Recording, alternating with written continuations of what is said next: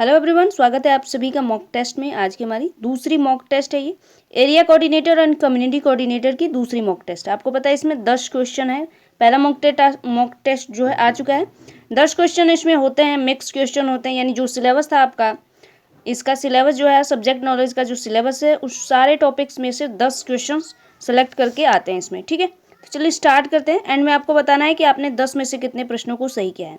अगर आपके प्रश्न अगर कम सही हो रहे हैं, जैसे किसी एक स्टूडेंट ने बोला कि उसका 2 प्रश्न ही सही हुआ, तो कोई बात नहीं है। आप क्या करिए कि रिवीजन करिए चीज़ों को। जितना आप रिवाइज करेंगे यहाँ पे कोई दिक्कत नहीं है।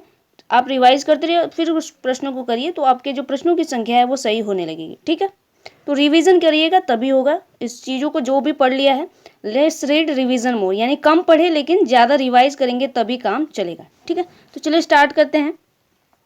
पहला प्रश्न है कि भारत में ग्रामीण विकास के ऐतिहासिक क्रम में सामुदायिक विकास कार्यक्रम यानी सीडीपी और एकीकृत ग्रामीण विकास कार्यक्रम यानी आईआरडीपी का सही कालक्रम क्या है।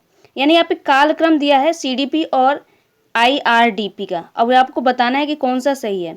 तो आईआरडीपी है 1778 से लेकर 79 और सीडीपी है 1952। दूसरा कह रहा है कि सीडीपी है 1952 और आईआरडीपी है 1978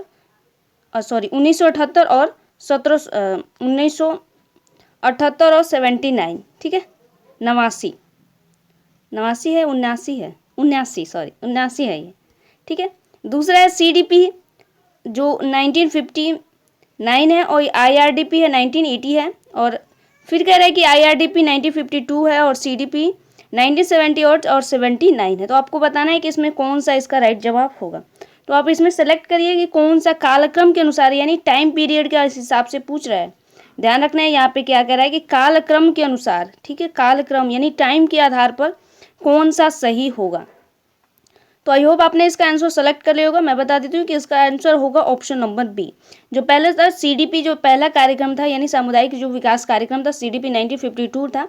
और जो आईआरडीपी था वो 1970 के दशक का था। ठीक है, 1970 के दशक में था, यानी 78 to 79 होगा।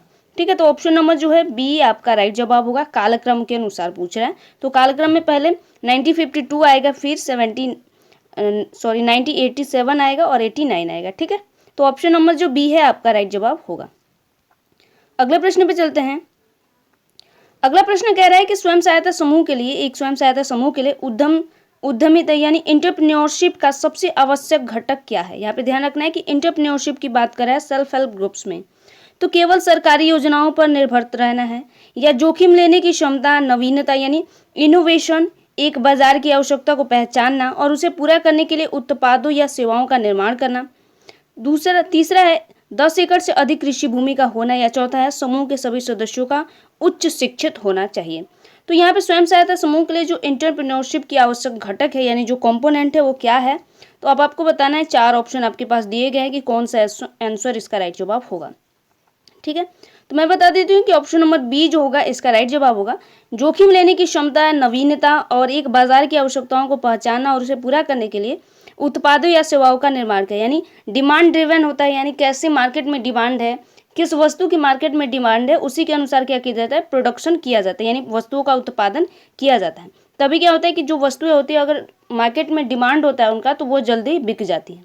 ठीक है, तो जब भी उद्यमशीलता यानी एंटरप्रेन्योरशिप किया जाता है, कोई उद्यम स्टार्ट किया जाता है, तो ये हमेशा ध्यान में रखा जाता है कि क्या उसकी मार्केट में डिमांड है या नहीं है। ठीक है, तो अगर डिमांड होती है तो उन्हीं सारी चीज़ों का उत्पादन इसमें किया जाता है।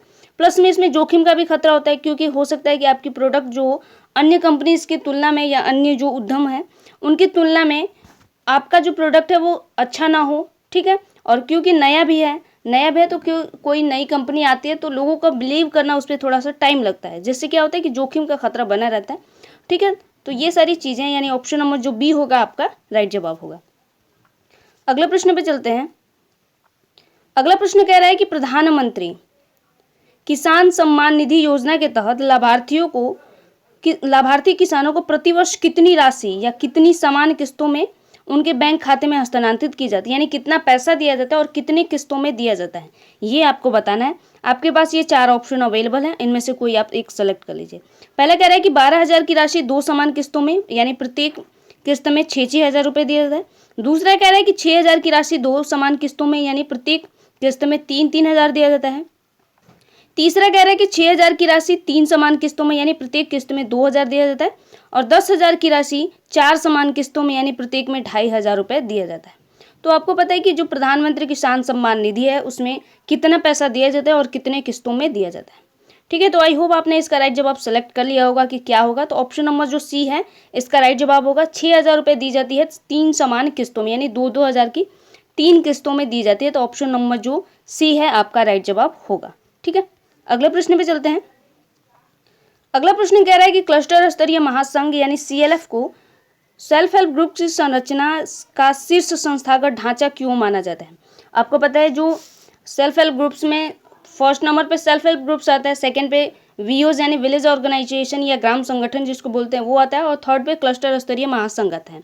तो कह रहा है कि क्लस्टर स्तरीय महासंघ को तीसरा जो पिलर है इसको महासंघ क्यों कहा जाता है, यानी इसमें तीसरी संस्था क्यों कहा जाता है इसको। ठीक है, और शीर्ष संस्था कहा जाता है। ठीक है, और ये जो प्राइमरी होती है यानी प्राथमिक होती है सेल्फ हेल्प ग्रुप्स, तो तीसरी शीर्ष संस्था क्यों कहा जाता है इसको। तो ऑप्शन दे रहा है आपके पास 4 ऑप्शन है, अब आपको इसमें से राइट जवाब चुनना है। कह रहा है कि क्योंकि यह ग्राम पंचायत के अध्यक्ष द्वारा चलाया जाता है इसीलिए, या दूसरा क्योंकि यह ब्लॉक स्तर पर कई ग्राम संगठनों को संगठित करता है और बड़े पैमाने पर वित्तीय प्रबंधन तथा बाहरी हितधारकों के साथ जुड़ाव सुनिश्चित करता है। तीसरा क्योंकि यह सीधे 10 करोड़ से अधिक का सरकारी अनुदान वितरित करता है। और चौथा है क्योंकि इसका उपयोग केवल स्वयं सहायता समूह को विघटित यानी डिसॉल्व करने के लिए किया जाता है। तो ये आपके पास ऑप्शन है। अब आपको बताना है कि क्लस्टर स्तरीय महासंघ को शीर्ष संस्था क्यों कहा जाता है सेल्फ हेल्प ग्रुप्स में। तो आई होप आपने इसका राइट जवाब चुन लिया होगा। ऑप्शन नंबर बी इसका राइट जवाब है, क्योंकि ये ब्लॉक स्तरीय स्तर पर काम करता है और कई ग्राम संगठन जैसे कई स्वयं सहायता समूह मिलकर क्या करते हैं, VOs यानी ग्राम संगठनों का निर्माण करते हैं। वैसे ही कई जो ग्राम संगठन है, बहुत सारे ग्राम संगठन में क्या करते हैं, क्लस्टर स्तरीय महासंघ का काम करते हैं। और ये क्या करता है कि बड़े पैमाने पर वित्त का प्रबंधन करता है और बाहरी हितधारकों के साथ जुड़ाव सुनिश्चित करने का काम भी करता है। ठीक है, तो इसलिए ऑप्शन नंबर बी आपका राइट जवाब होगा। अगले प्रश्न पे चलते हैं। अगला प्रश्न कह रहा है कि दीनदयाल अंत्योदय योजना राष्ट्रीय ग्रामीण आजीविका मिशन यानी DAY NRLM के तहत ग्रामीण गरीबों के लिए सबसे मजबूत संस्थागत नींव क्या मानी जाती है। यहाँ पे ध्यान रखना है कि दीनदयाल अंत्योदय योजना राष्ट्रीय ग्रामीण आजीविका मिशन के तहत कह रहा है। ठीक है, जो ग्रामीण गरीबों के लिए सबसे मजबूत संस्थागत नींव क्या मानी जाती है। यहाँ पे 4 ऑप्शन दिए गए हैं। ग्राम पंचायत को माना जाता है, स्वयं सहायता समूह को माना जाता है, या जिला ग्रामीण विकास एजेंसी को माना जाता है, या प्राथमिक कृषि ऋण समिति को माना जाता है। तो इसमें से जो ऑप्शन नंबर बी होगा आपका राइट जवाब होगा। आपको पता है कि दीनदयाल अंत्योदय योजना राष्ट्रीय ग्रामीण आजीविका मिशन के तहत क्या किया गया है, जो सबसे मजबूत संस्था जिससे माना जाता है वो क्या होती है, स्वयं सहायता समूह होती है, क्योंकि ये प्राइमरी स्तर पे होती है। और ये जो समाज के जो सबसे वर्ग निम्न किस्म के वर्ग के जो लोग होते हैं, जो गरीब तबके के लोग होते हैं, या हाशिए पर जो लोग होते हैं, या वुमेन्स जो होती हैं, उनको ये जोड़ने का काम करता है। उनको एक संस्था प्रदान करता है और उनको क्या करता है, उनका जो उनकी समावेशन को बढ़ावा देता है। ठीक है, तो ऑप्शन नंबर जो बी होगा स्वयं सहायता समूह इसका राइट जवाब होगा। अगला प्रश्न पे चलते हैं। अगला प्रश्न कह रहा है कि सतत जीविकोपार्जन योजना यानी SJY का प्राथमिक लक्ष्य समूह टारगेट यानी टारगेटेड ग्रुप क्या है जो इसे सामान्य यानी BPL योजनाओं से अलग करती है। यानी जो सतत जीविकोपार्जन योजना है इसे अन्य जो जैसे BPL योजना है उससे इसे अलग कैसे करती है, ये आपको बताना है। ठीक है, जो BPL अन्य योजनाएं हैं BPL की, उससे इससे भिन्न कैसे कर रहा है। तो पहला ऑप्शन कह रहा है कि सामान्य गरीबी रेखा से नीचे वाले सभी परिवार जिनकी आय 50,000 प्रति वर्ष से कम है उनको जोड़ के कर रहा है, या अति गरीब यानी अल्ट्रा पुअर और ऐसे परिवार जो शराबबंदी के कारण पारंपरिक रूप से ताड़ी शराब के उत्पादन बिक्री से जुड़े थे उन्हें वैकल्पिक आजीविका देना, या 60 वर्ष से अधिक आयु के सभी भूमिहीन मजदूर परिवारों को सहायता देकर, या केवल ग्रामीण क्षेत्र में अनुसूचित जाति और जनजाति की महिलाओं को लक्षित करके यानी टारगेट करके। ठीक है, तो अब आपको बताना है कि कौन सा इसका राइट जवाब होगा। तो इसका जो राइट जवाब है ऑप्शन नंबर बी होगा। आपको याद होगा कि सतत जीविकोपार्जन योजना के तहत क्या किया गया था, जैसे ऐसे परिवार जिनका जो शराबबंदी वगैरह या ताड़ी वगैरह पर निर्भर थे। ठीक है, तो बिहार में क्या हुआ, शराबबंदी हो गई जिसके कारण उनकी आजीविका प्रभावित हो गई, यानी उनका जीवन निर्वाह दूभर हो गया, इसीलिए क्या किया गया कि उनको सतत जीविका उपार्जन योजना के तहत उनको पैसा प्रदान किया जाता था और उनके छोटे मोटा कोई उद्योग जैसे मुर्गी पालन वगैरह हो गया या बकरी वगैरह खरीदने, इसके लिए उनको पैसा दिया जाता था। ठीक है, तो इसलिए ऑप्शन नंबर बी होगा। अति गरीब यानी ऐसे परिवार जो शराबबंदी के कारण पारंपरिक रूप से ताड़ी या शराब के उत्पादन या बिक्री से जुड़े थे, उन्हें वैकल्पिक आजीविका प्रदान करना। तो ऑप्शन नंबर जो बी होगा आपका राइट जवाब होगा। अगला प्रश्न कह रहा है कि ग्राम संगठन यानी विलेज ऑर्गेनाइजेशन की संरचना के संबंध में यानी उसके स्ट्रक्चर के संबंध में निम्नलिखित में से कौन सा सबसे सटीक है। ठीक है, तो पहला ऑप्शन कह रहा है कि वीयू एक ब्लॉक के सभी सेल्फ हेल्प ग्रुप्स का महासंघ है जिसका मुख्य कार्य क्लस्टर लेवल फेडरेशन का प्रबंधन करना है। दूसरा कह रहा है कि वीयू 10 से 20 सदस्यों का एक अनौपचारिक समूह है जो केवल सामुदायिक विकास योजनाओं पर ध्यान केंद्रित करते हैं। तीसरा कह रहा है कि जो वीयू है वो 5 से लेकर 10 सबसे मजबूत सेल्फ हेल्प ग्रुप्स का एक स्वैच्छिक संघ है जो केवल बैंक लिंकेज की निगरानी करता है। और चौथा कह रहा है कि वीयू जो है एक गांव या ग्राम संगठन के स्वयं सहायता समूह का औपचारिक संघ है जो स्वयं सहायता समूह को प्रशिक्षण, सामाजिक अंकेक्षण और निगरानी तथा सहायता प्रदान करता है। तो आपके पास ये 4 ऑप्शन है, अब आपको बताना है कि कौन सा इसमें राइट जवाब होगा। ठीक है, तो अगर आपने ग्राम संगठन को बहुत अच्छे से पढ़ा हुआ है क्लास में तो आपको पता होगा कि ऑप्शन नंबर जो डी है इसका राइट जवाब होगा। ग्राम संगठन की भूमिका क्या होती है, तो वो ग्राम संगठन क्या करता है, ग्राम पंचायत या स्वयं सहायता समूह का एक औपचारिक संघ बनाता है, यानी कई सेल्फ हेल्प ग्रुप्स मिलकर एक औपचारिक संघ बनाते हैं और जो स्वयं सहायता समूह को प्रशिक्षण, सामाजिक अंकेक्षण और निगरानी का काम करता है। तो ऑप्शन नंबर जो डी होगा आपका राइट जवाब होगा। अगला प्रश्न कह रहा है कि कृषि आधारित आजीविका यानी फार्म बेस्ड लिवलीहुड की सबसे बड़ी अंतर्निहित कमजोरी क्या है जिसे दूर करने के लिए आजीविका विविधीकरण आवश्यक है। यानी कृषि आधारित आजीविका की सबसे बड़ी कमजोरी क्या है वो बताना है, जिसे दूर करने के लिए आजीविका यानी जो अन्य भिन्न भिन्न प्रकार के जो रोजगार के अवसर सुनिश्चित कराना क्यों आवश्यक है। साधारण शब्दों में कहें तो ये बोल रहा है। ठीक है, पहले कह रहा है कि श्रम की कमी और अत्यधिक मशीनीकरण के कारण ऐसा हो। दूसरा है उत्पादन का मौसम और जलवायु पर अत्यधिक निर्भर होना जिससे आय में अस्थिरता यानी इनस्टेबिलिटी आती है। तीसरा कह रहा है कि कृषि उत्पादों का बाजार में अत्यधिक उच्च मूल्य होना। और चौथा कह रहा है कि सेल्फ हेल्प ग्रुप्स को कृषि ऋण पर 100% सब्सिडी मिलना। तो अब आपको बताना है, यहाँ पे 4 ऑप्शन दिए हुए हैं कि कौन सा इसका राइट जवाब होगा। तो मैं बता देती हूँ कि ऑप्शन नंबर जो बी है इसका राइट जवाब है। उत्पादन की मौसम और जलवायु पर अत्यधिक निर्भरता, जैसे खेती वगैरह से जो आपको पता है जो जॉब मिलती है, जैसे खेती के टाइम में या खेती के बाद जो होता है या खेती के समय जो आपको जॉब मिलता है वो क्या होता है, कृषि आधारित होती है, मौसम आधारित होती है। यानी अगर मौसम खराब हुआ, फसल बर्बाद हुई तो आपको काम नहीं मिलेगा। या जलवायु परिवर्तन, क्लाइमेट वगैरह की वजह से भी क्या होता है, ये खराब हो जाते हैं। ठीक है, तो ये अस्थिर होता है। आपको पता है कि हो सकता है कि आपको कि खेती के टाइम काम ना मिले, हो सकता है कि बहुत ज़्यादा काम मिल जाए। तो ये इंस्टेबिलिटी बनी रहती है, इंस्टेबिलिटी अस्थिरता बनी रहती है, जिससे कारण क्या होता है, इसको दूर करने के लिए क्या किया जाता है, आय में विविधता लाई जाती है ताकि किसान जो है खेती पर निर्भर न रहकर अन्य स्रोतों की तरफ भी जाए, ताकि उसकी जो आय का जो स्रोत है उसमें बढ़ोतरी हो और वो गरीबी से बाहर निकलने में भी उसको हेल्प हो जाए। ठीक है, अगला कह रहा है कि सेल्फ हेल्प ग्रुप्स के कैश बुक में निम्नलिखित में से कौन सी प्रविष्टि यानी एंट्री आवश्यक रूप से नहीं मानी जाती है। आपको पता है सेल्फ हेल्प ग्रुप्स में कैश बुक होता है, तो उसमें पूछ रहा है कि कौन सी एंट्री जो होगी नहीं शामिल होगी। तो प्रत्येक सदस्य द्वारा दी गई दैनिक बचत इसमें शामिल होगी, नहीं शामिल होगी, या आंतरिक ऋण वितरण पुनर्भुगतान ये शामिल नहीं होगा, या समूह के सदस्यों की व्यक्तिगत संपत्ति का विवरण शामिल नहीं होगा, या बैंक से प्राप्त ऋण और चुकाया गया ब्याज नहीं शामिल होगा। तो अब आपको बताना है कि 3 में से कौन सा शामिल नहीं होगा। यहाँ पे ध्यान रखना है, शामिल नहीं होगा पूछ रहा है, ना कि शामिल होगा।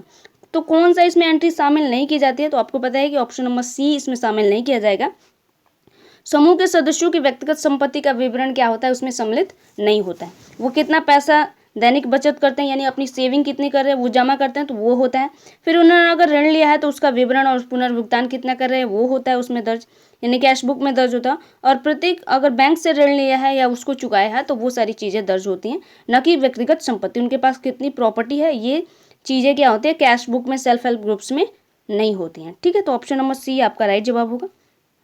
और ये अंतिम प्रश्न है आपका, कह रहा है कि सेल्फ हेल्प ग्रुप्स के बही खाते में प्रोटीन फंड यानी प्रोटीन फंड जो कह रहा है कि जोखिम न्यूनीकरण फंड यानी रिस्क मिटिगेशन फंड के लिए आवंटन किए गए किस श्रेणी के अंतर्गत दर्ज किए जाते हैं।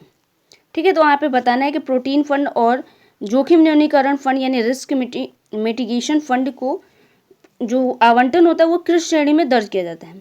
ठीक है, सेल्फ हेल्प ग्रुप के बही खाते की बात कर रहे हैं यहाँ पे। ठीक है, तो वहाँ पे किस में इसको आवंटन को दर्ज किया जाता है, तो सदस्यों की व्यक्तिगत बचत में इसको जोड़ा जाता है या दर्ज किया जाता है, या समूह की आरक्षित निधि या आकस्मिक निधि यानी रिजर्व फंड या कंटीजेंसी फंड में इसको ऐड किया जाता है, या आंतरिक ऋण वितरण में, या सरकार द्वारा दी गई आवर्ती निधि में यानी रिवॉल्विंग फंड में।